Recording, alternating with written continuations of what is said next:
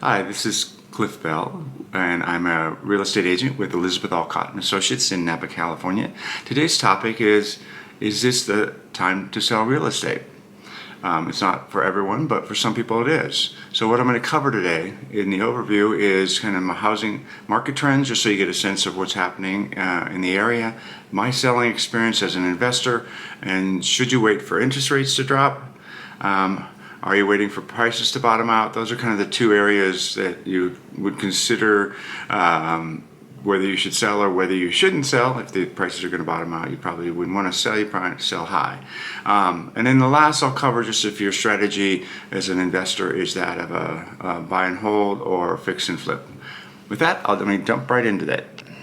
Okay, let me first jump into the housing trends, because that's the basis for what at least you should use as far as information. So this data is for Northern California, the Napa area, Napa, Solano, and Sonoma counties. So it's not representative of the whole United States, but it's a general, some of the general trends I think are true.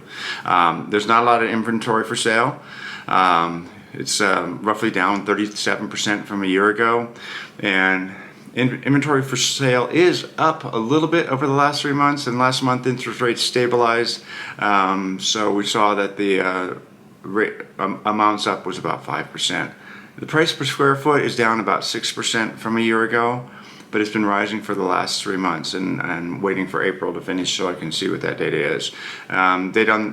Days on market is 57, so it's less than 2 months. So things are still moving quite nicely, and homes are selling at 96% of asking. So you get, in general, the asking price is pretty close to what it sells for.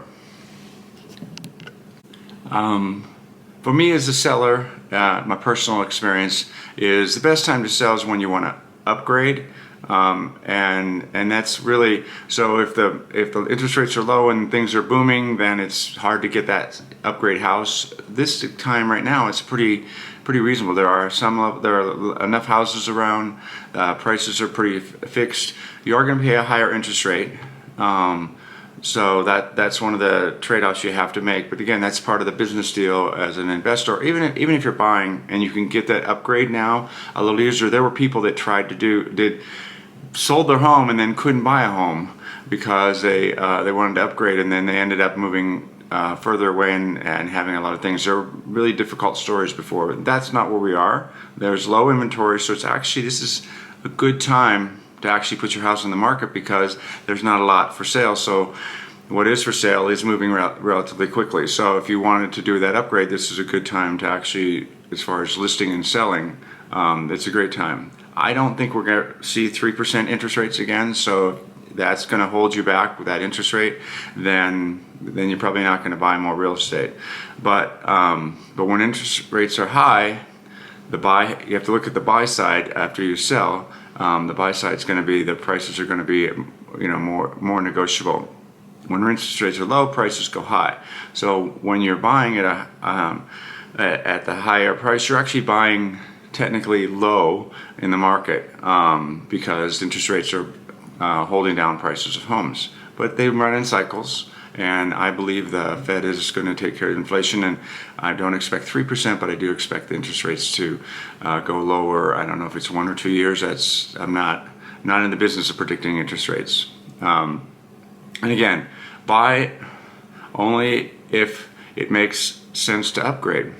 And again, if you're in that situation where you just had a family, added to the family, and you just need a bigger place, or you've always wanted to live in a certain place and that's not been available to you, but you can afford to move in it with the current prices, you can get pretty good money for your home and also be able to get the home, which was the problem when interest rates were really low before in the past. And again, in my case as an investor, I'm looking at taking a single family home that I might have had a condo and moving it into a multi-unit. So those are typically more a return on investment. The next question is, should you wait for interest rates to drop? I talk to a lot of people. That's what I constantly am doing. And there's not a lot of inventory.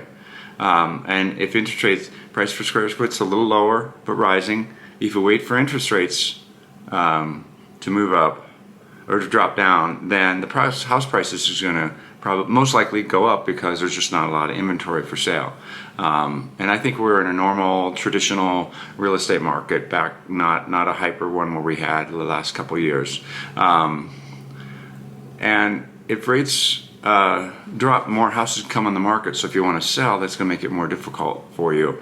And again, if you sell and upgrade now and rates drop in 1 to 2 years, you'll likely have appreciation, and you can lower your interest rate. So it's not necessarily a bad time to buy and sell in order to buy. So that's my question is, when is it time to sell? We're obviously not going to sell and have no home. So it's really, the question really is it time to sell and upgrade? The next topic is, are you waiting for prices to bottom out so when you sell your home and then buy the next one you get the more house for a dollar, even though you might suffer a little bit on that part where you would be selling. Again, recent trends are showing price increases based on price per square foot. I look at that one versus median price because that gets adjusted based on the mix of homes that just happen to be for sale at the time. So I always look at price per square foot.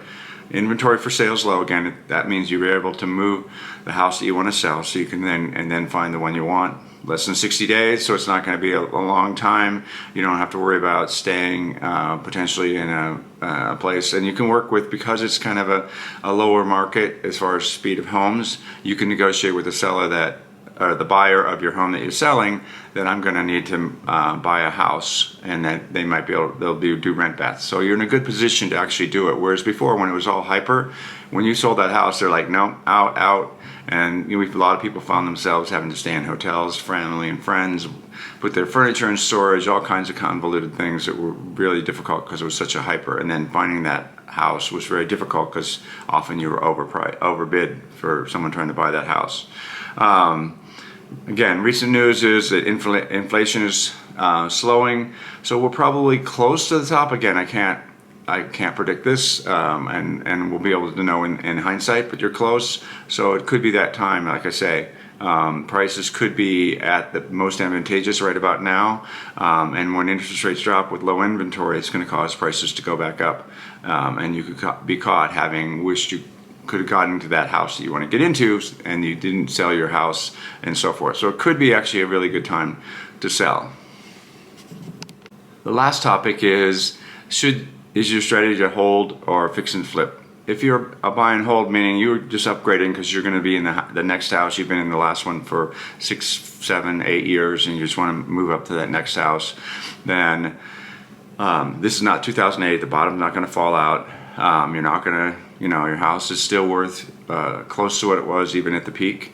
And again, if you plan to hold 5 and 10 years, then most likely you'll get a chance to refinance the house for a lower interest rate. Where this doesn't work, just so you know, is people who just bought in the last 2 years or just refinanced and they've got the 3% loan and they just don't want to see that giant payment.